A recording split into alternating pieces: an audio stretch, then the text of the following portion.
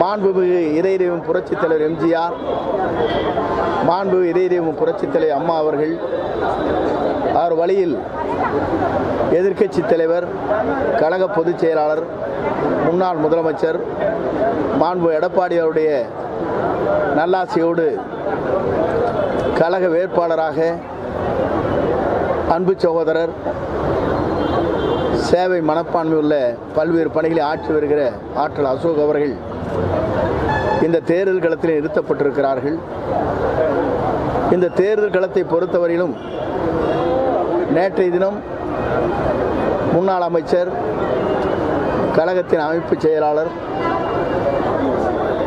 குமாரபாளையத்தின் நிரந்தர சட்டமன்ற உறுப்பினர் அன்பு சகோதரர் அங்கே செயல் வீரர் கூட்டம் கூட்டுகிற போது ஏறத்தாழ 5000க்கும் மேற்பட்டவர்கள் ஆர்ப்பரித்து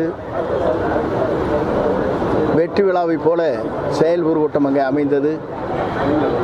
ஆகவே எந்த கூட்டங்களாக இருந்தாலும் அனைத்து இந்திய அண்ணா திராவிட முன்னேற்ற கழகத்தை பொறுத்தவரையிலும் மாபெரும் வெற்றி ஈட்டுகின்ற அளவிற்கு கழக தொண்டர்கள், நம்முடைய கூட்டணியை சார்ந்திருக்கிற தேமுதிக, எஸ்டிஐ, எஸ்டிபி அன்றும் புதிய தமிழகம் போன்ற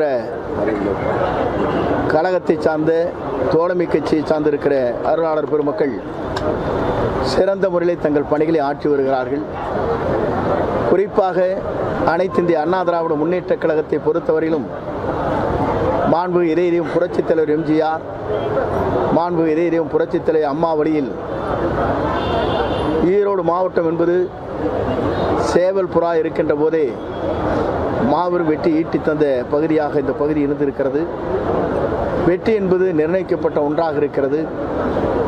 நம்முடைய மாண்புமிகு எடப்பாடி அவருடைய தலைமையில் அனைத்து இந்திய அண்ணா திராவிட முன்னேற்ற கழகம் இந்த ஈரோடு நாடாளுமன்ற தொகுதியை பொறுத்தவரையிலும் கூடுதல் வாக்கு அதிகமாக பெற்றிருக்கிற தொகுதியாக தமிழகத்தில் பவனி வருகின்ற அளவிற்கு இன்று அனைவரும் ஒருங்கிணைந்து அந்த பணிகளை மேற்கொண்டு வருகிறார்கள்.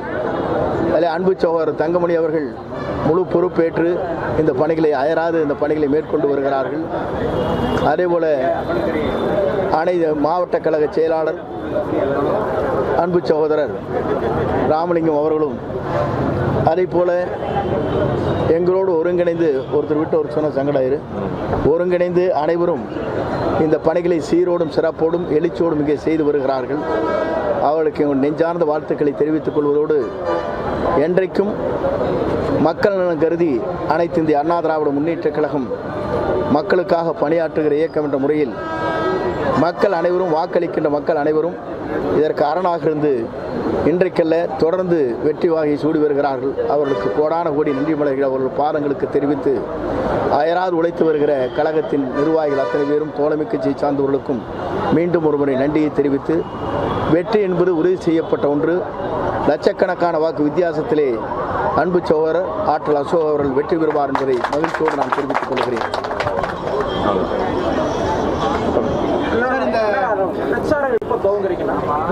நேற்று தினமும் துவங்கியாச்சு. நேற்றை முன்தினமே இருங்க, திங்கட்கிழமை வெள்ளி இல்லைங்க, 2 நாளைக்கு முன்னே ஸ்டார்ட் பண்ணிட்டோம். திங்கட்கிழமை அன்றே இல்லை, திங்கட்கிழமை துவக்கிட்டோம்ல. துவக்க எப்படின்னு கேட்டாங்க. இல்லை இல்லை இளமலை தூக்கமில்ல, என்னன்னா நீ துவக்கினது எப்படின்னு கேட்குறாங்க. திங்கட்கிழமை என்றே தேர்தல் பணிகள் துவங்கி இருக்கிறது.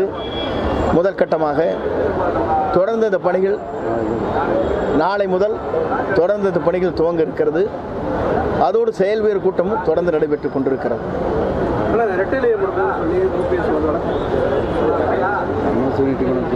எல்லோரும் அதையே சொல்லிக் கொண்டிருக்கிறார்கள். அதை பற்றி நீங்கள் கவலைப்பட தேவையில்லை. இரட்டையில் என்பது அனைத்து இந்திய அண்ணா திராவிட முன்னேற்ற கழகத்திற்கு, மாண்பு எடப்பாடி அவருடைய தலைமையில் இருக்கிற இந்த இயக்கத்திற்கு கிடைக்கும்.